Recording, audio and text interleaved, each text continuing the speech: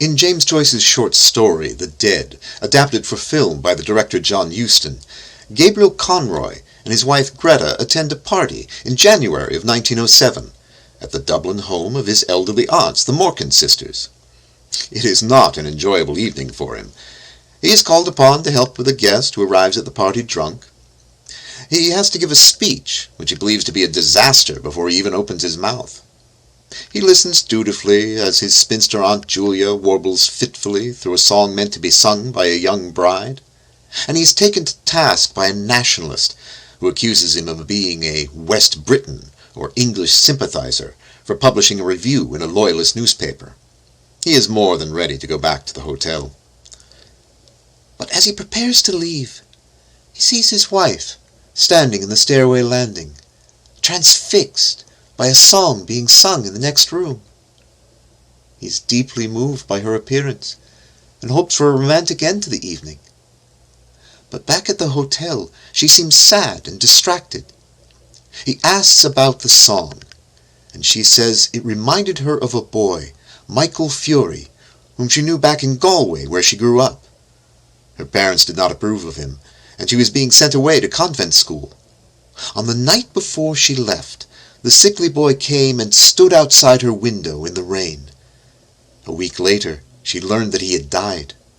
Gabriel asks what he died of, and Greta replies, "I think he died of me." After his wife has cried herself to sleep, Gabriel's thoughts wander as he looks out the window at the falling snow. How poor a part I've played in your life. It's almost as though I'm not your husband. We've never lived together as man and wife. What were you like then? To me, your face is still beautiful, but it's no longer the one for which Michael Fury braved death.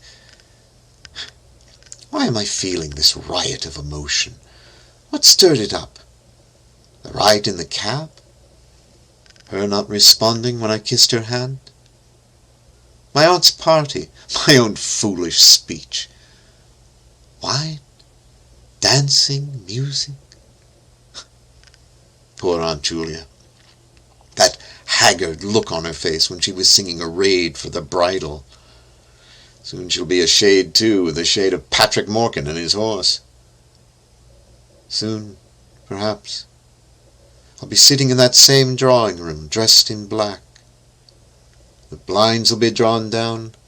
I'll be casting about in my mind for words of consolation, and will find only lame, useless ones. Yes, that will happen very soon. Yes, the newspapers are right.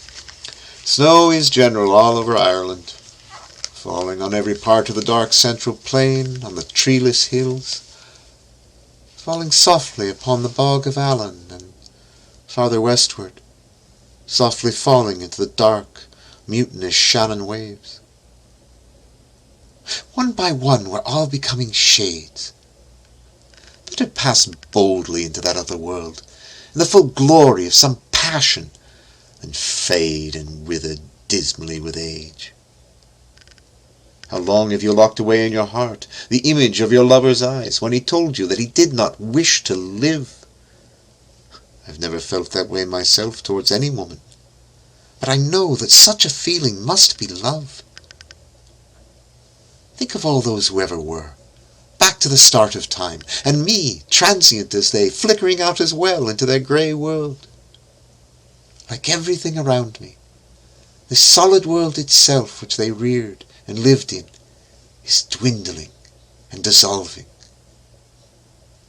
Snow is falling in that lonely churchyard where Michael Fury lies buried, falling faintly through the universe and faintly falling, like the descent of their last end, upon all the living and the dead.